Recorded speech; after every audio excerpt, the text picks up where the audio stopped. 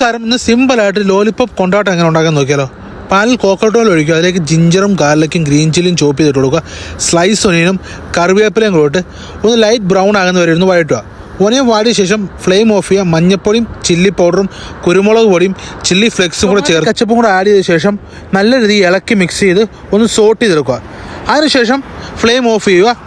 Lollipop piece എടുത്ത ശേഷം അതിലേക്ക് പെരിഞ്ചീരകം, മഞ്ഞൾപ്പൊടി, ചില്ലി ഫ്ലെക്സ്, ഉപ്പ്, chilli powder, ginger garlic paste, ഒരല്പം തൈര്, അതോടൊപ്പം തന്നെ ആവശ്യത്തിന് റൈസ് ഫ്ലോറും കൂടെ ചേർത്ത് നല്ല രീതിയിൽ ഇളക്കി മിക്സ് ചെയ്യുക. ഇതിലേക്ക് ഒരു മുട്ടയും കൂടെ ചേർത്ത് ഇളക്കി മിക്സ് ചെയ്ത് 10 മിനിറ്റ് മാരിനേറ്റ് ചെയ്ത് റെസ്റ്റ് ചെയ്യാൻ വെക്കുക.